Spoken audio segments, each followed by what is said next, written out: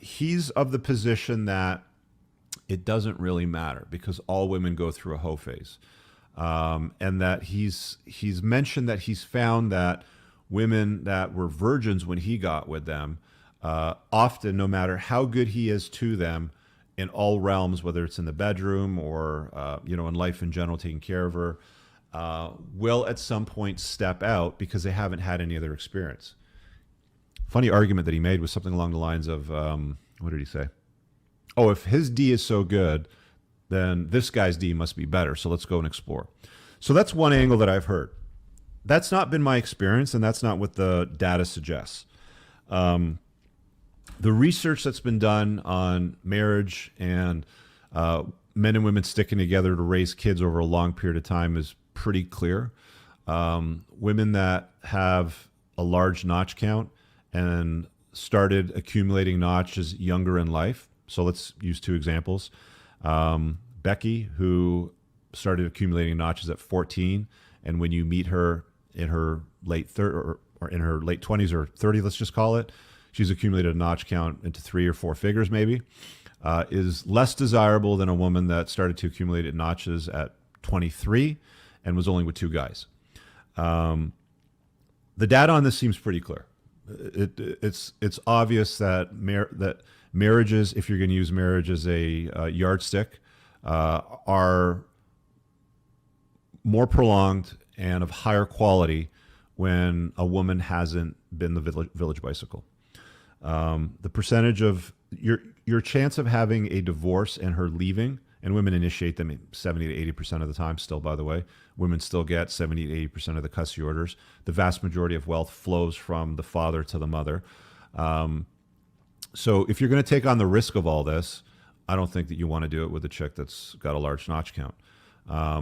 The argument that makes the most sense to me is if you're going to have a disagreement and she's been with 100 guys,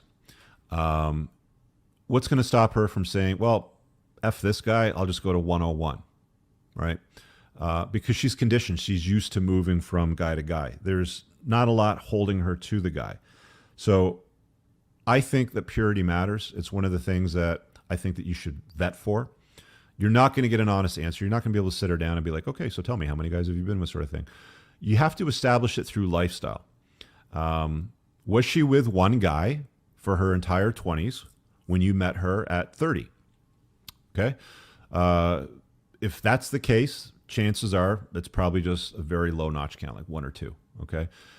If there's a total absence of a long-term relationship in her 20s, and she spent it traveling Europe, backpacking Asia, through Australia, working on cruise ships, traveling around the country, you look at her social media, and every photograph is of her traveling to a different place, sitting in front of a plate of food that she probably didn't pay for, that looks rather expensive, on yachts, on private jets and exotic cars.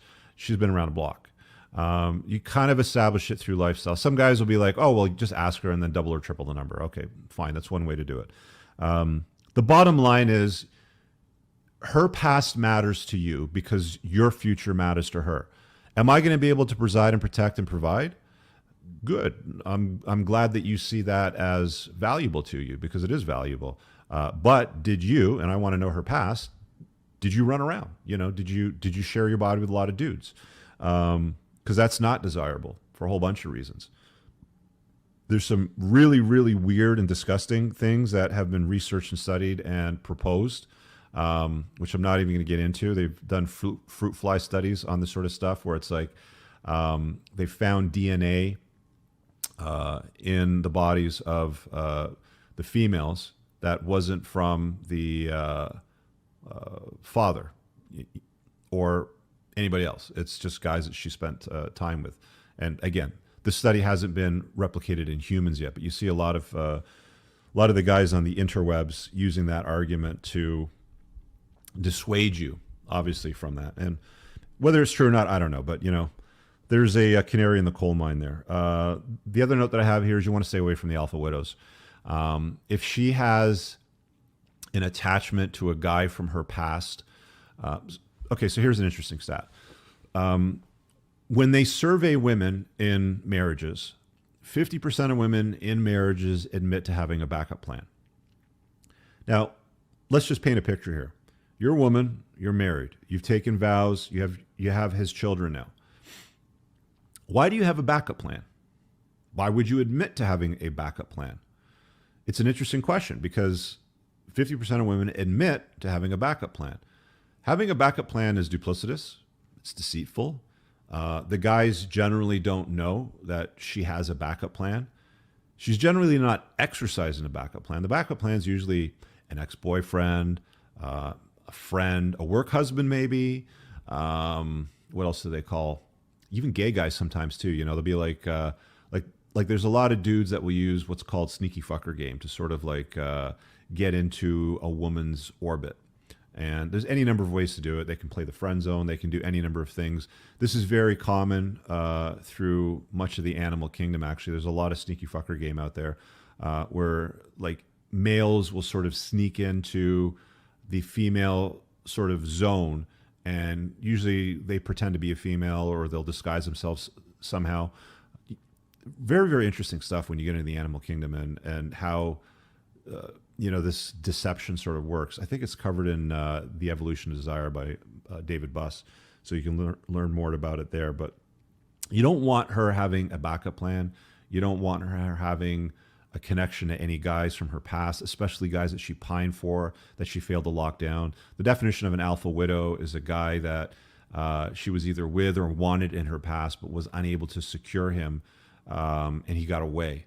And she constantly holds a place in her head and her heart for this guy. How is she going to be committed to you and raising your kids if she's an alpha widow? You understand, right? The chances of her being an alpha widow are going to be higher if she's been with more guys, right? That's one of the reasons why I think purity is important. It's one of the reasons why throughout history it was so important. And for some reason today, it's not. We just tend to look the other way because we've been told to look the other way, and it doesn't matter, which I think is bullshit. I think that's really bad advice. So there's that. We talked about alpha widows. The ability for other guys to imprint on her exists. That's another one of the problems when she's been the village bicycle and spent a lot of time with a lot of dudes. Women are far more likely to want to be with you over a long-term basis and work through problems if, again, she hasn't been imprinted on by other guys, if she hasn't been alpha widowed, she hasn't been the village bicycle.